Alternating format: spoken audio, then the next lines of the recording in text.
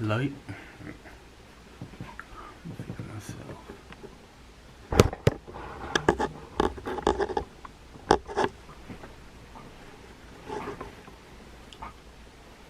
Hello you guys, welcome back to another video and I hope everyone's having a great day. If you're new, welcome to my channel. My name is Jai and we are here lounging, I should say. This is where of me comfortable, but not an everyday thing because it's early in the morning that I'm recording this. So let's get back into Wansee entertainment compilation of August 2020, and this is True Halloween Day Horror Stories. Ooh.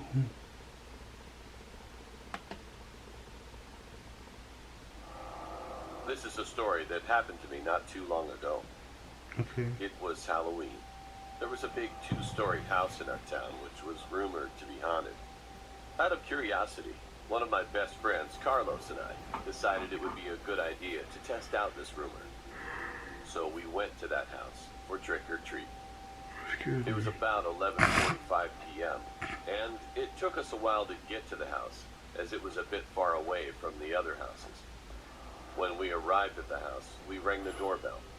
A man who looked as if he was in his mid-30s suddenly came out. He opened the door almost right away. He had a cigarette in his hand.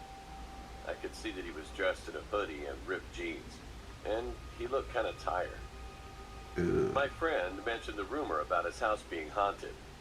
We laughed out loud, but he didn't reply to anything we said. He just stared at us. And then he said, "You kids are almost a little late for Halloween. It's going to end in 2 minutes." Well, he was right. It was almost 12 a.m. He then told us the candy was in his room and offered for us to come in. No. We sat on the living room couch waiting for the man who had gone upstairs. However, when he came back, he insisted on us going upstairs because he had Reese's chocolate, which was my favorite at the time. Really? So, being a pretty mindless teenager, we took him up on the offer. 1, he told you to go in the house. Upstairs, following 2, he told us to go one upstairs. of the dimly lit rooms. Right at that instant, I could see that there were a lot of different kinds of knives in the room. It looked as if the man were collecting knives. We thought it was a pretty cool hobby. That's crazy. The man approached us and gave us each 2 pieces of chocolate. Although he still didn't say anything, we thanked him and turned around to go downstairs. Somebody waiting. All of a sudden, Carlos screamed in pain and fell down the stairs. I turned around and saw the man was holding what appeared to be a red knife, which was probably one from his collection.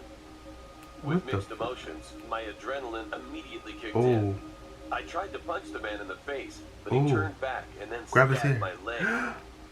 I barely managed to hold back the pain and literally knocked him out with 5 punches. There you go.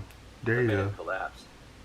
I took the knife out of my leg and started limping, holding Carlos in one arm. When we finally escaped from that house, I could see that there was blood all over Carlos's wow, back. That's why he With passed shaking out. hands, I called the police. As soon as they arrived, they arrested the man after he had regained consciousness. I thought he just got pushed. The ambulance took me and Carlos to the hospital. I wasn't hurt too bad, but Carlos was apparently stabbed twice in the back and bled out a lot. He was in the hospital for 2 weeks to recover. Wow. Sometime after I got out of the hospital, the police officer reported to my parents that the man had apparently been a registered sex offender and had raped a few children before. Oh, my Lord. Luckily, he was sent to jail right after they arrested him. Throw in his house, throw away I the never key. went inside a stranger's house again. And to this day, I'm still afraid of what would have happened if I wasn't able to hold back the pain of being stabbed and had failed to escape from that man. Ew. That is horrible. But you don't go to nobody's house. I guess a negative situation turned to a positive situation. The carpenter in the house. This happened not long after we moved into our house in 2003. It was a nice and big house, which was made in the 1950s. One day I was in my backyard watering the grass, and then out of the corner of my eye, I saw something that made me pause. There was a man standing next to the shrubs near our backyard's wall. He was dressed like a carpenter. His head looked like it was tilted sideways, and his body was slightly facing our fences sideways. Then he saw me and smiled kindly at me. At first, I thought he was fixing someone's house, and that it was his job. However, only after he faced me, I realized that wasn't the case. When I looked at him with narrowed eyes, I noticed that his neck was visibly broken, causing his head to awkwardly tilt to the side. I then saw that Why every time this once, narrator but I was says too her story, shocked to scream at the it's time. bizarre. After I regained It's something consciousness, unusual. I looked around, but he had vanished and had literally faded away. 2 nights later, I woke up at 3 a.m. Noise was coming from my ceiling. It sounded like someone wearing construction boots was walking very slowly. I started to freak out, thinking that it might be a thief. However, I suddenly realized that that part of the roof was so thin, which meant this story nobody she might could see walk on it. The steps abruptly stopped after a while, and when I hallucinations. felt at ease, I heard another horrible sound. I heard a sharp scream that sounded like a man, then a loud thud, as if someone had dropped on my ceiling, followed after. I covered my head with a blanket. My hands and whole body shivered. Now I see. And after 10 minutes of nothing, The carpenter must have died in that house. Quiet. Broke his neck. I saw and heard nothing, but I couldn't fall back asleep that night.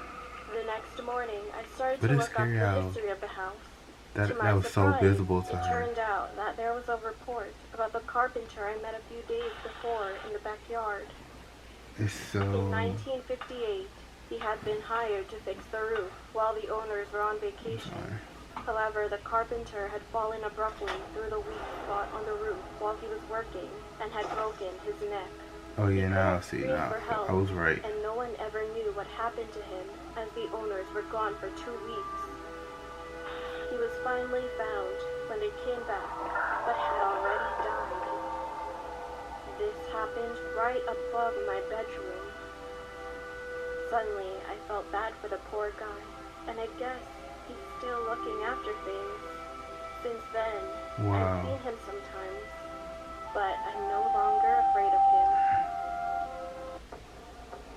I can't believe what I saw. I'm not doing it. This story is about when I first moved to the city and joined the company. Our company was running a dormitory at the time, and I was the one from the countryside, so I decided to stay in the dormitory.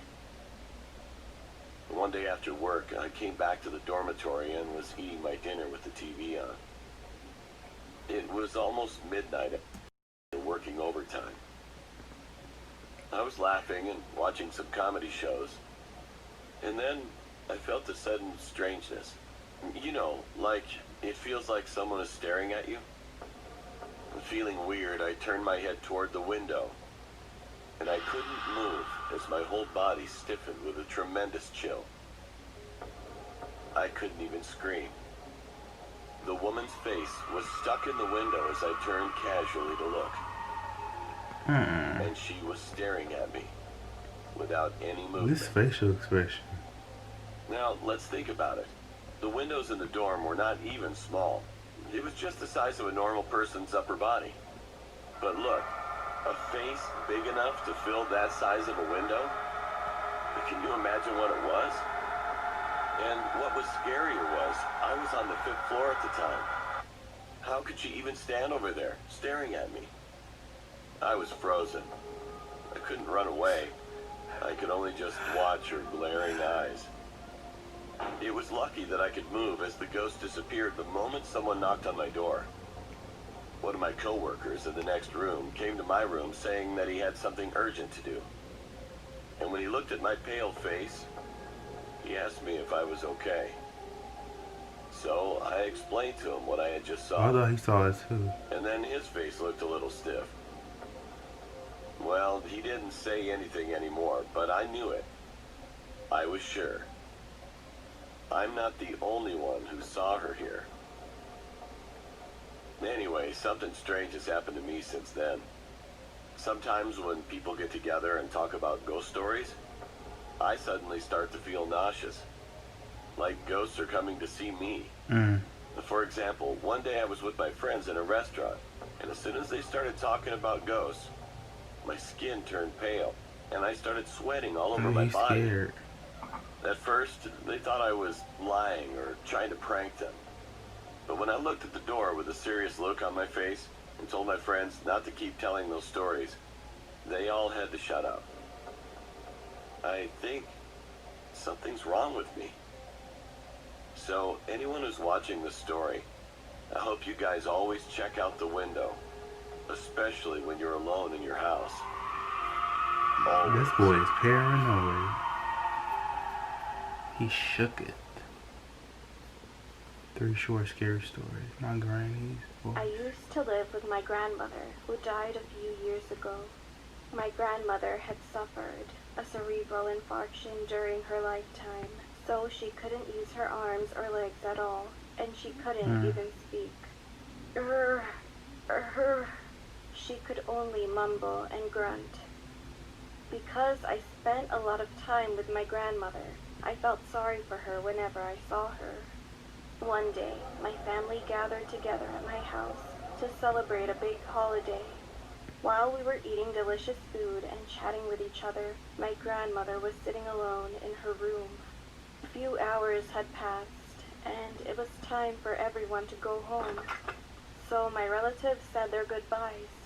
However, my grandmother was still in her room at that time, so I stayed with her. I sat next to her, just in case. "Grandma, do you want to go outside and say goodbye to everyone?" I asked, looking at her face. Then Grandma slowly turned her head towards me and opened her mouth. "I'm embarrassed." At that instant, I couldn't believe that she spoke with such clear and accurate pronunciation. A few years later, after my grandma had died, I told my family what happened that day when I was at the funeral hall, but no one believed me. Today, I'm going to talk about a story that I read somewhere. Hey, A what few you got? years What you ago, got? a body was found in the countryside. It was especially difficult to identify the victim Feeling or the terrified. perpetrator of that incident because the body Oh, had been dead for terrified. quite a long time. And to Got a make lot on my matters mind. worse, the bones had changed and were Ghost bleached. minimized. However, the police found one strange thing in this difficult situation. Only one finger from its body remained completely intact.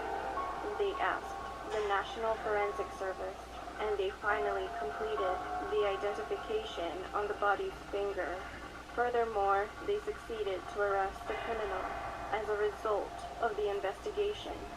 It turned out that the assailant was her roommate. They said that he beat her to death on a rainy day and buried her in the mountain behind their house. After that, the detective who was in charge said in his interview, "When you're in charge of a case, there are often things that occur that can't be explained. However, I can tell you that ghosts really exist." I'll admit that what I'm about to tell you is not that creepy. My grandmother passed away not too long ago. After staying 3 days in the funeral home, we were supposed to go to the cemetery following her cremation. They said it would take about an hour, so my mom told me to take a nap in the car until the cremation was done. Since I was the one who had to drive later, I went back to my car alone and fell asleep. However, not long after, someone started shaking me. I heard my name, so I slowly opened my eyes, and my grandmother was sitting next to me. "Grandma?" I asked, rubbing my eyes, and she smiled at me. "Yes, it's me. Your grandpa is calling me. I'll go first, so stop sleeping and get up." I really missed her. Crying in my dream, I suddenly woke up with a surge of longing for her. I kept crying and then came out of the car. At that moment, I saw my family walking towards me, carrying a box of grandmother's ashes and her picture. I immediately told my mom about my dream, and then she patted me on the back and said this: I guess Grandma wanted to say goodbye before she left.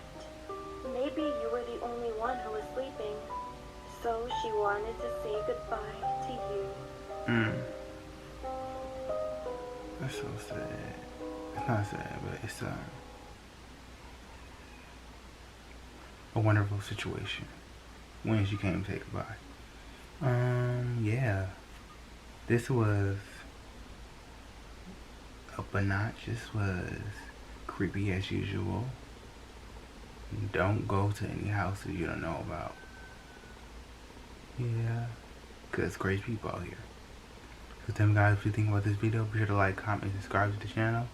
And thank you for tuning in once again. Have the most awesome day. Stay blessed, stay hydrated, stay positive. And until next time, be sure to like, do what you want, and do it positively.